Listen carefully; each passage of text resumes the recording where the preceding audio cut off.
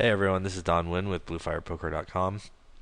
Today I will be reviewing a video made by BluefirePoky here on Kick Poker. There won't be a HUD. I don't think it's allowed on the site. So I'm mainly going to be looking for spots where I think he may be slightly misplaying his hands and just general commentary. So I'll start the video now.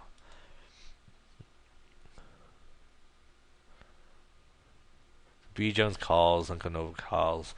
Um, let's see what the button does. The button folds. Here's a spot where I think it's going to be pretty good to just like complete the small blind and not raise. When I do raise here out of position, like it's going to be with a not I guess premium hand, but a pretty good hand. Ace five suited. It's one I'd probably just rather see multi-way, try to hit something good and then like react accordingly. But my raising range here probably going to be like pocket eights plus. Ace nine plus and then king jack plus. So I'm gonna complete with a lot of the other hands. We don't want to put too much money in here, out of position, like from the absolute worst position. So if we do get like a caller or two or even three, we have to play like from the worst position on the remaining three streets. So that's gonna be pretty bad. So I think completing here is gonna be the best possible play, and he does. So that's good.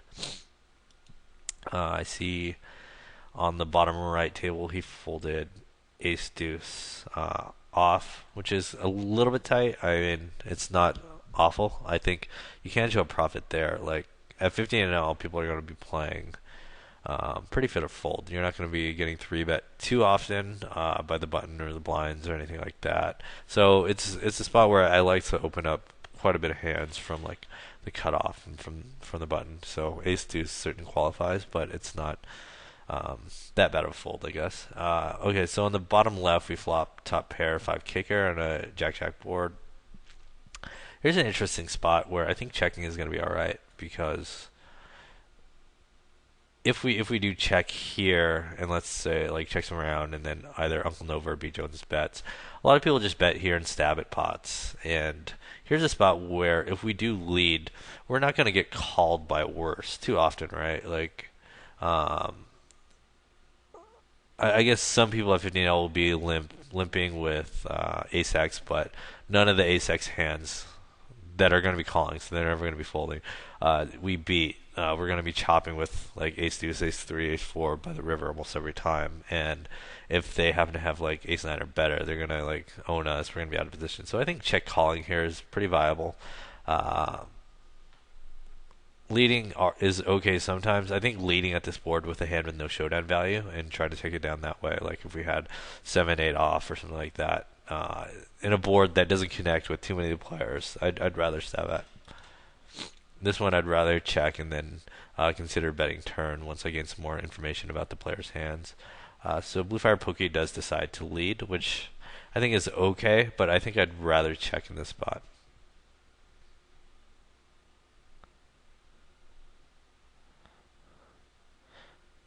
Okay, so two players limp. Actually, just one player limps, and BluefirePoker is going to isolate, which I definitely advocate with almost any two cards, especially this early in the match. People that limp are going to be playing pretty straightforward. So, pocket sevens is going to be a pretty easy raise here, but I do it with a pretty wide range.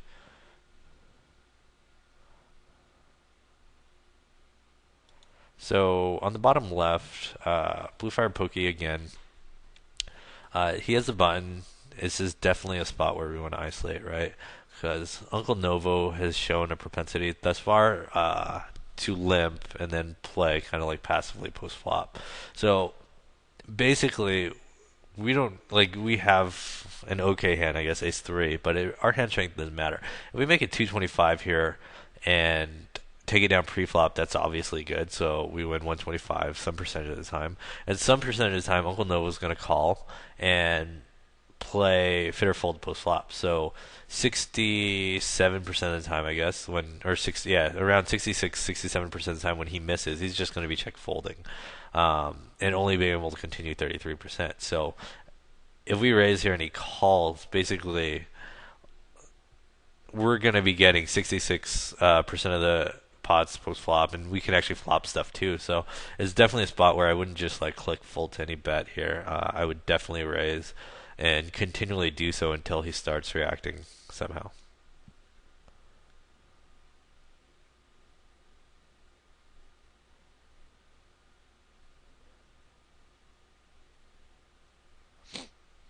I think 6-9 suited on the top left is also kind of a tight fold from the small blind.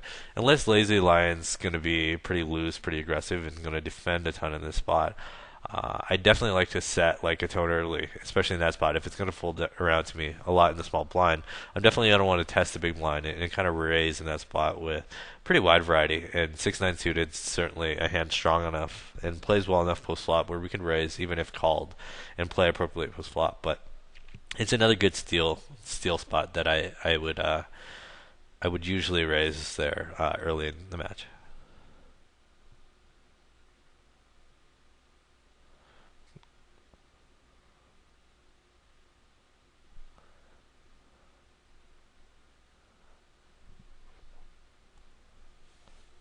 All right, so we pick up our first legitimate hand here, and Lazy Lion, I guess he's playing on a couple of the tables, right? Two of the tables, so he's probably some sort of cake rag, at least, because usually fish don't multi-table, and he could possibly be on more tables.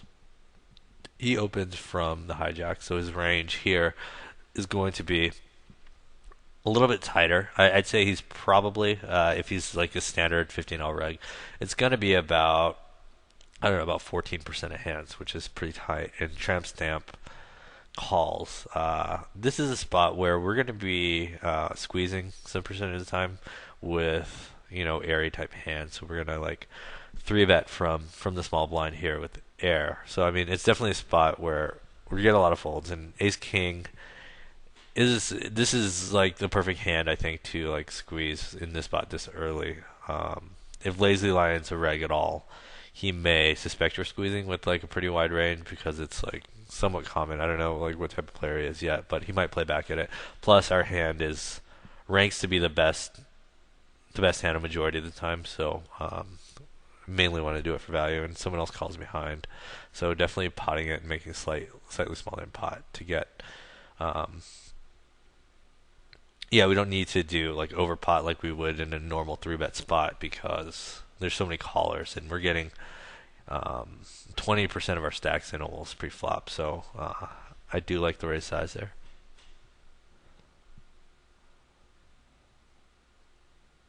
Uh, 7-6 definitely going to be open from the button.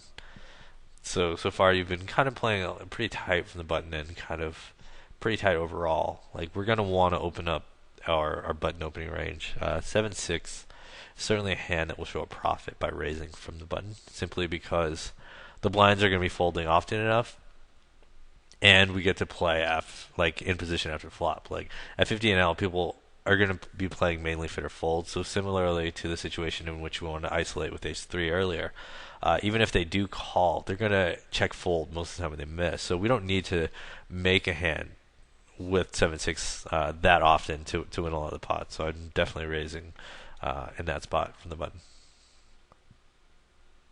The only reason I wouldn't raise that particular hand is if Lazy Lion or these shoes like 3-bet a ton, defended a ton, or something like that. But until we know something more about them, I definitely just like would advocate raising a good number of buttons, especially your connecting cards.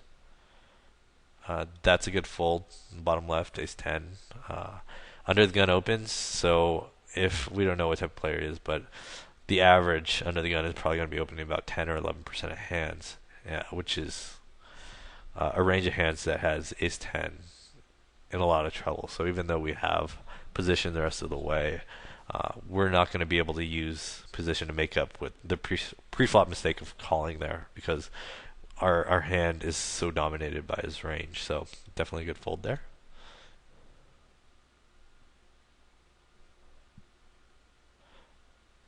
Okay, so when the player limps on the top right table, the small blind, that's a spot where with any two cards you want to make it like $2. and we really want to attack a lot of the weakness that we see from these players. Right? They're limping the small blind, which is always not always, but usually a bad hand. And because we expect them to raise a good one, so a lot of time you're just gonna take it down pre-flop. So the dead money. So if you make it $2, you win $1. Like some of the time, or they call and check fold most flops in which they don't hit. So again, when I see weakness, I'm just definitely gonna pounce. Um, that's a pretty good spot in general to like raise. Not giving up on that board either. You have a pair, you have position, and he bet like half pot. So with bottom pair even, spot where I'm definitely calling and seeing what he does in the turn. A lot of players at 15L, I haven't played cake like ever, but a lot of players at 15L in general won't fire multiple barrels. So they'll stab once and then give up. So he'll give away his hand strength by the turn. So definitely peel there. I think your hand is best a good enough percentage of the time anyway, but we're definitely going to want to use our position. Making it $2 for the button seems kind of on the biggish side. Like, I think it's generally if people like vary raise sizes at all. Like some people just do it 3x, 4x, or pot from each position, which is fine. But if you're going to make it, if this is your standard, then that's fine. But I'd rather raise slightly smaller from the button because we're gonna raise. Or I guess you haven't so far, but in general, we want to raise a pretty wide range, and we want like a cheaper price on our steel because in the micro stakes games, people like the big blind here, lazy lion's not gonna change his frequencies too much if you make it 4x, which you did here, or 3x. So if our range is going to be pretty wide in general, it's going to be better to err on the side of making it 3x because his calling, raising, folding frequencies will remain the same. So we get a cheaper price on our steel in general.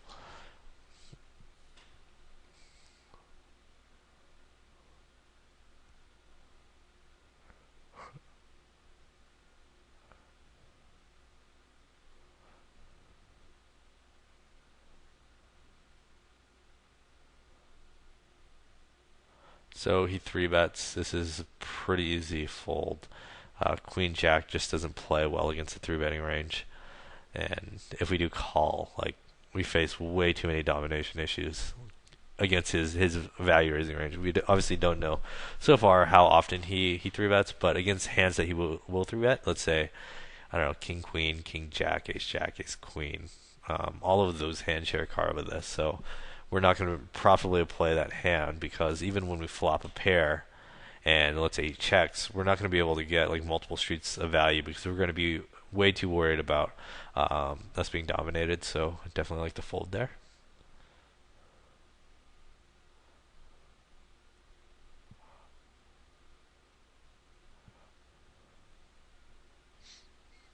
From the cutoff, King three suited is kind of close, but one I would probably raise till until I had like a reason not to. Oh, I guess that wasn't cut off. That was a hijack, so it's definitely a good fold. King Queen suited, I would. Um, oh, let's see what they do first. I think squeezing here is fine. It looks like you're planning on it. When there's a limper lazy lion. No, he's a small blind. When Yanni, I guess, min raises, they usually min raising is not going to be too strong in general, and JMet simply calls instead of three bets. So Ivani here, her range won't be that strong, even though she's opening for first position because she min raised, and JMet definitely won't be that strong because anything super legitimate, let's say like 10 plus. Tens plus or ace jack plus is gonna three bet, so his range is probably mainly small pairs, like king jack or suited character type hands. So your squeeze here will definitely show a profit. Because Giovanni, has to worry about JMets calling or racing behind. We'll have to play pretty straightforward, and JMets we know doesn't have too strong of a hand. King Queen is going to be a fine flat after the button opens, small blind calls. That's the type of hand. Sometimes you can squeeze, but I mean, kind of sucks to lose the value if one of the other player raises behind because we'll have to fold. So I mean, I definitely like the flat with king queen suited.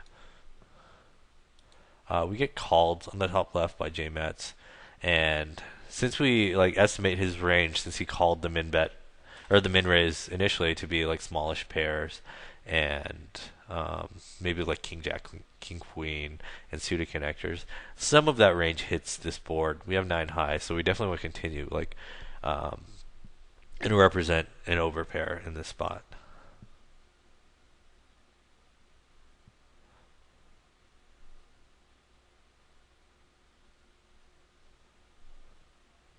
And take it down. So you're thinking about leading on the bottom right. I think leading is not going to be that great here. We flopped really well, top pair, it's a good kicker, and it's a spot where unless we know any better, like at 15L, one of the big mistakes I think is people c bet just way too much in general. Like whenever someone raises pre-flop, they just fire 100% on the flop, especially on a king high board.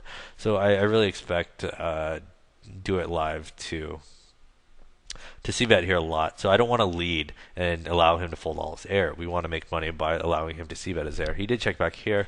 At this point, I think it's going to be a pretty easy lead if it checks to us, because it really looks like do it live has some showdown bound hand and like maybe like 4-5 or something, or ace jack that's going to check back again.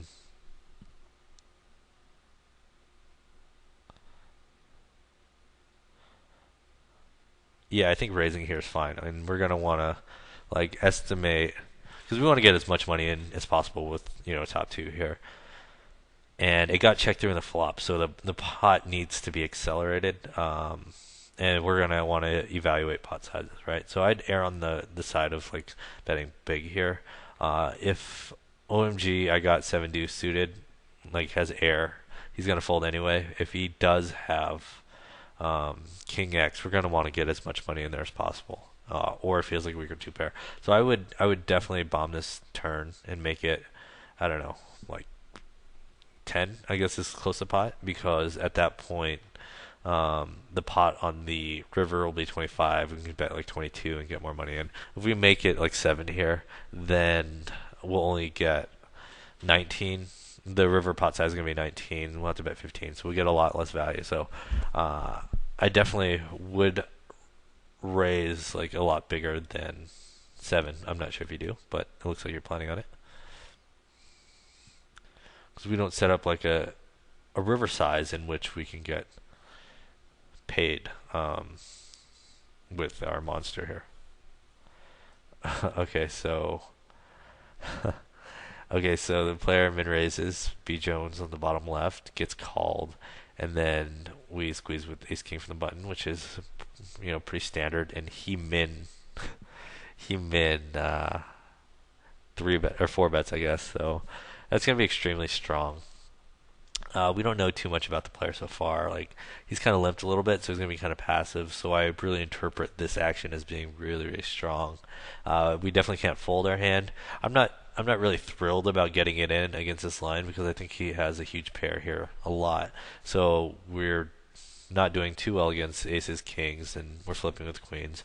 So this is a spot where I just call. I don't think I would re-raise. If you're thinking about it, I would just call, kind of feel him out on the flop, see what happens. Like probably get stacked on king and ace high flops, and comfortably fold if it's like a raggedy board and he leads. That's interesting. Okay, so he calls your raise um, on the bottom right when you made it 7, and he overbets the pot here. This is pretty interesting, right? Because I really don't think he's gonna call your raise with ace 10 on the turn or 9-10.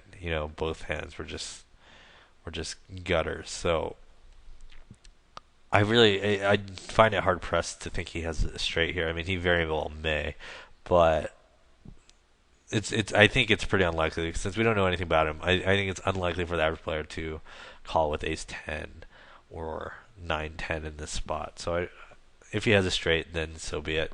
But it seems fairly unlikely that he would have one. What he could have here, though, however, like he could definitely be value shoving worse, I think, because we don't know anything about him. He may overvalue a hand like Queen Jack here. He may overvalue a hand like King Jack. So he can certainly be um, value betting worse. I'm not thrilled about calling here because this is usually the nuts, but coupled with the fact that he bet called a turn, and I don't think he would do it with a gut shot. I don't think he has a straight, so I mean he could very well have a worse two pair that he's overvaluing. So I call here, but am not thrilled about it. So you decide to raise on the, or you're thinking, no, don't fold. Okay, you decide to shove on the bottom left. And you're never going to get it in like awful here against his range, but I don't think it's going to be the best way to play it because B Jones's hand range here is going to be so strong. Like, do we really expect him to take this line with pocket tens, or he's probably just going to call your raise? Is he really going to do it with ace queen, ace jack? We don't know anything about him, but it's doubtful. Like when people min raise and then min re raise after a three bet, it's going to be like a really really strong range. So I don't think we're going to get it in ahead, or get it in ahead of his range here. So I would much rather just like flat from the button, like I said earlier, and then play the pot post flop. So he had pocket nines, so obviously I got owned there because I didn't think he would do it with that type of hand.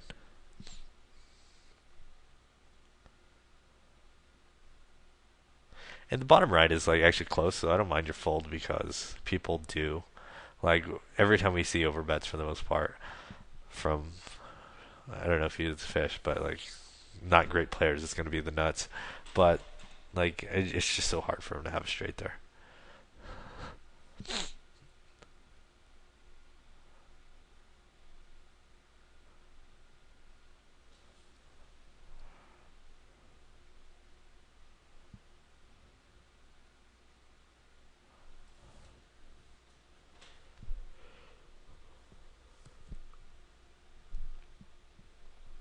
Games look pretty good actually. Like there's a lot of loose passive players, I guess, and um,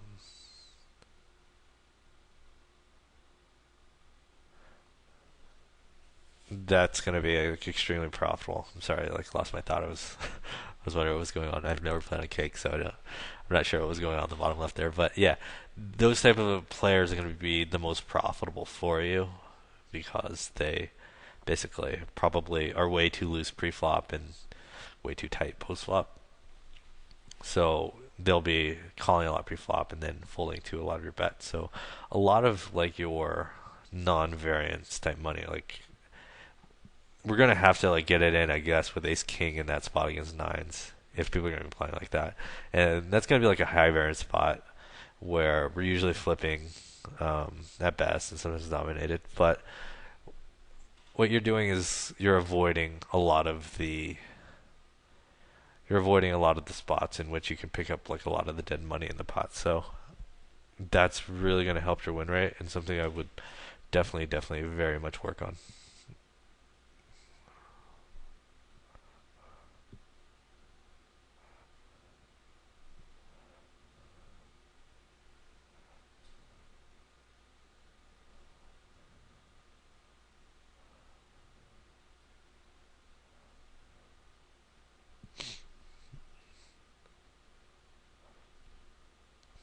Um, you folded ace seven from the small blind. Uh, Unless you have some read on lazy line that he's going to be like three betting you a ton or whatever reason, that's definitely going to be a raise. A lot of times he's going to fold in that spot, and that hand just ranks to be way stronger than his entire range. So it's a spot where you want to be raising that particular hand.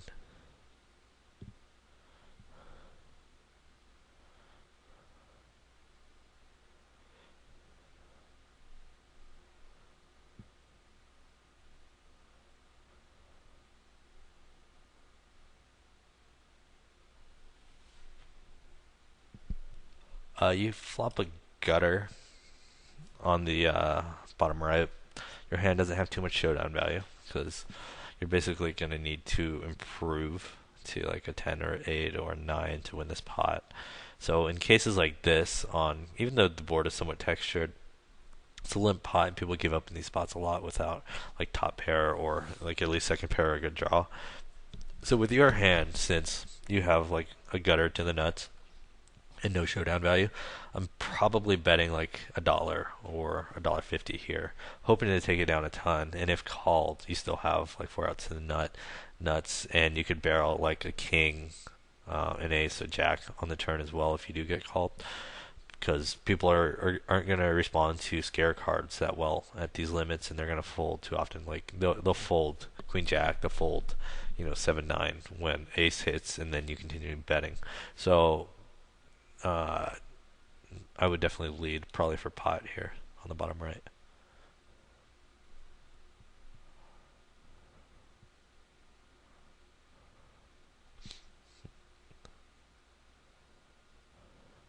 It's a good spot too to check raise there. Like Cake Fan isn't going to have much that often, and he's going to bet in that spot because the two players checked a ton. So you could legitimately represent a pretty strong hand here, and check raise this board with your gutter and take it down. Because Cake Fan, we don't know anything about him yet, but players in general just bet in position too much, and in order to like counter that, we can check raise with our gutters, and then like good cards for us to barrel if he does call will be like a lot of the flush cards. Obviously, the 9 is going to be good for us too. So there's like quite a bit of like good scare cards for us because when we do check raise, he's going to. I think we have like a flush draw a ton, so we can barrel any spade that hits the turn or the river.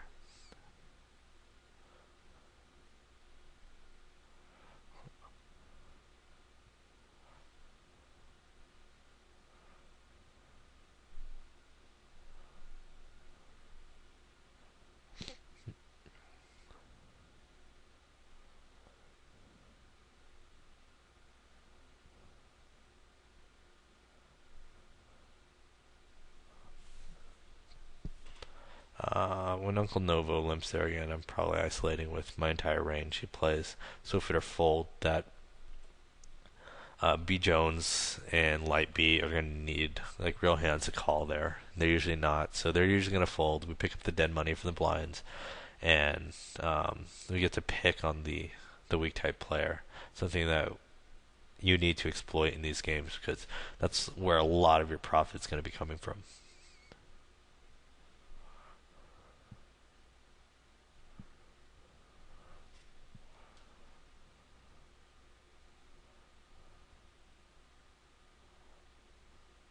Yeah, King 4 suited, definitely going to be an open from the button. Probably the cutoff as well. And I think I would just err on the smaller side, like I suggested earlier, in terms of bet sizing.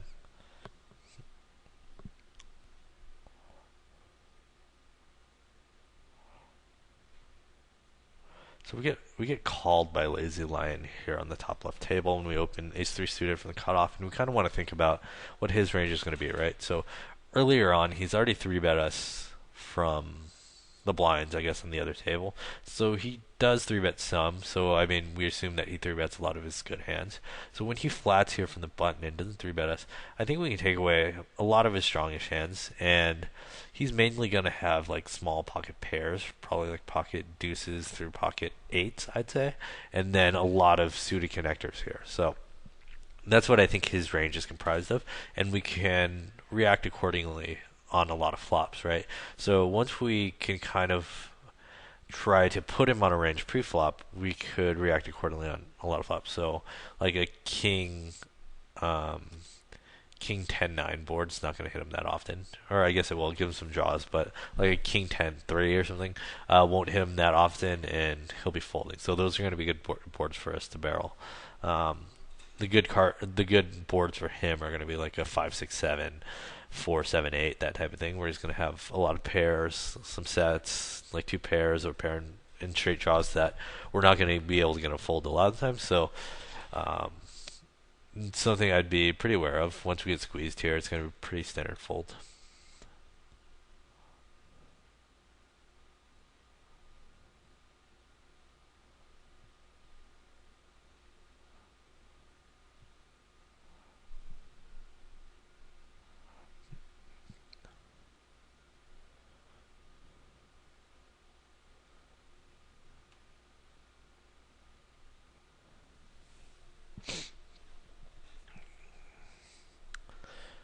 definitely are playing pretty tight, but that's not too bad.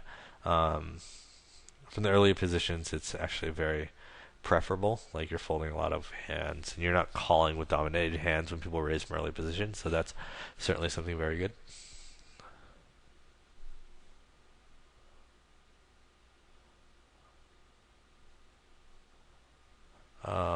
Ivani min raises with pocket nines.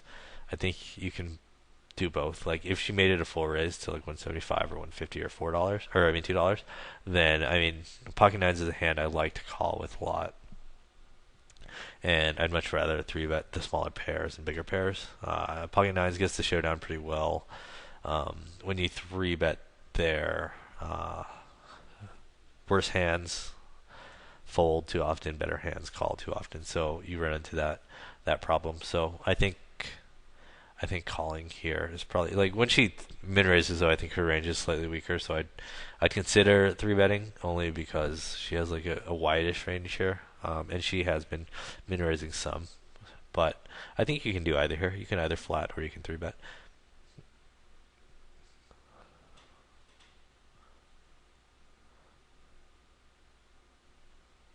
And although an overcard comes, it's a pretty good board for you. Like, okay, there's no reason to lead here too because, like on a Jack Deuce tray, spade board, that's the type of board people just see bet every time, right? Your hand ranks to be best, and you want to gain money from her air, right? So you want her to like see bet 8-9 suited. You want her to see bet ace six or whatever else because she's probably going to do that. So we kind of don't want to lead here and take and like fix one of her mistakes because she's not going to be c betting. She's just going to be folding ace six, not putting any more money in with that type of hand. So and also this induces some stuff, and we may not yet be prepared to handle a raise with the jack on board in this spot, right? Like, so if we lead $1.50, like she's gonna be like, okay, that's like a donk bet.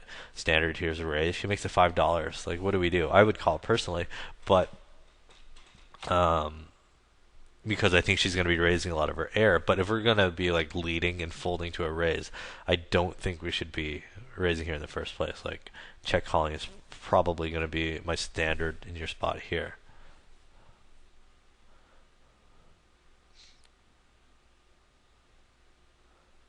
So you do fold. So yeah, definitely don't like that. Like when she sees you leading into that board, you're not going to have that much, and she's going to raise presumably with a lot of her air.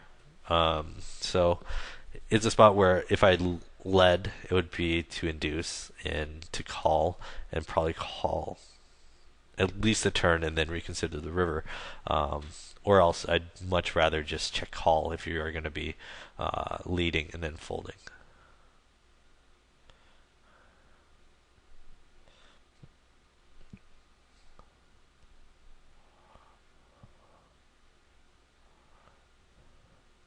Yeah, a7 diamonds can be a good fold, even against a button raise, which is going to be pretty wide.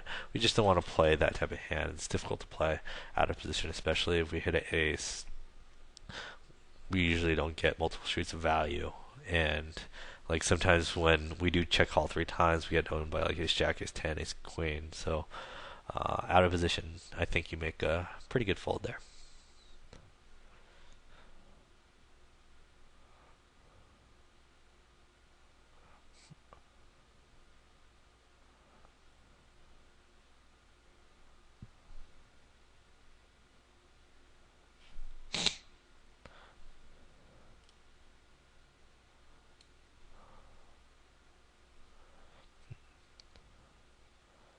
6-8 off, probably gonna be an open from the button.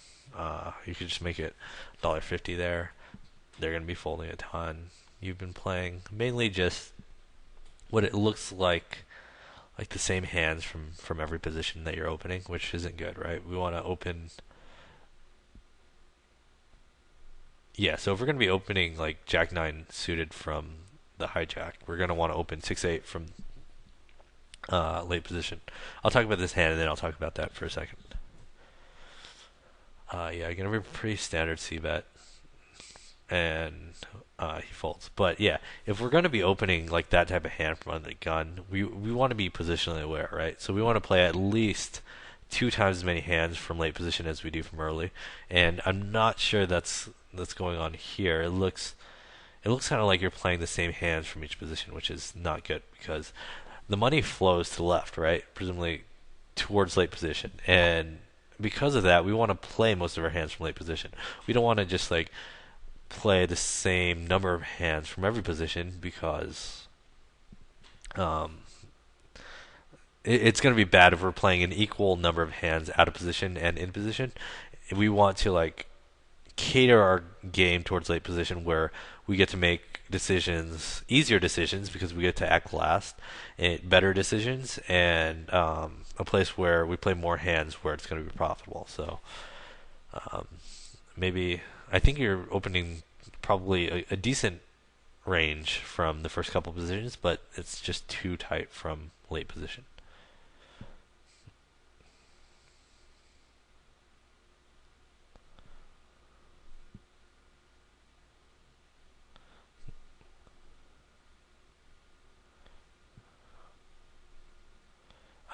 Okay, so he check calls. This is a really, really good board to c bet because it doesn't hit a lot of his range, right? Let's think about what types of hands he's calling with pre-flop on the bottom right.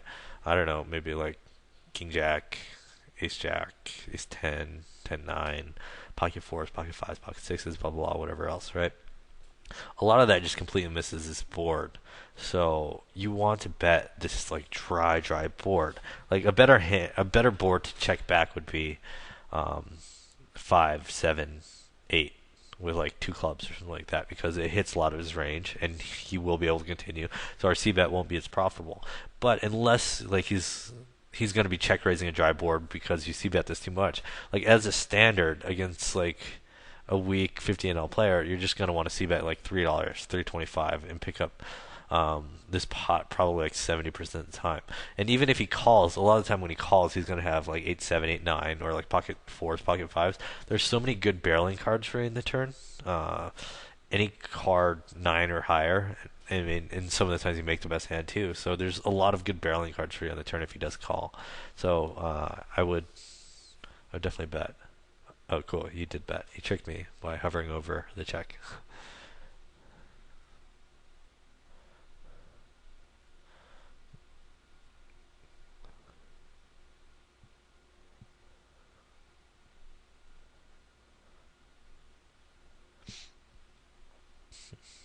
So we're approaching the end of the first half of this video. So we have a couple minutes left. So hopefully we'll get another hand or two in. And then I'll finish the second part of this video, like probably after because I've kind of been sick today.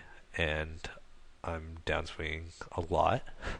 And I have not played like meaningful poker. I've kind of been like fooling around, but I haven't played anything meaningful in the last couple days. Kind of like regroup. So I'll probably finish this video today, and then it'll come out the week after this one is released.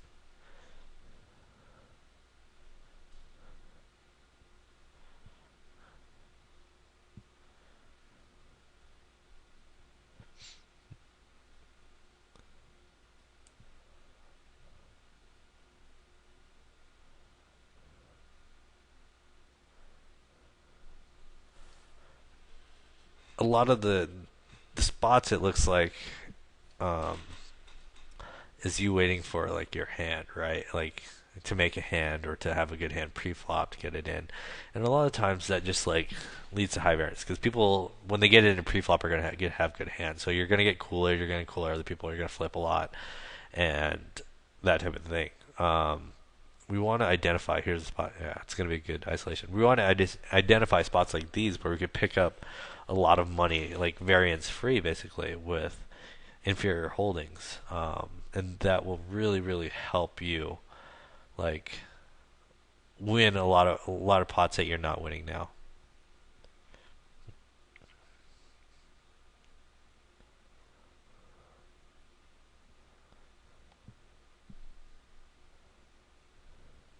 Okay, so we'll play a couple more hands, and then I'll wrap this video up.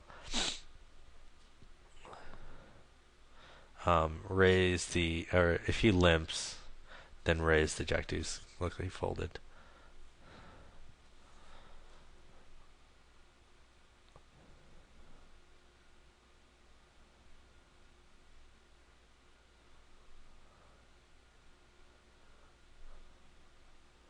Seven four suited is probably gonna be a fold, even though it's against a min raise. We don't want to put too much money in from the small blind facing raises with speculative hands like this. So definitely a good fold there. So that'll wrap up the first half of this video. Hope you guys enjoyed it. I'll talk to you guys later. Okay, see ya.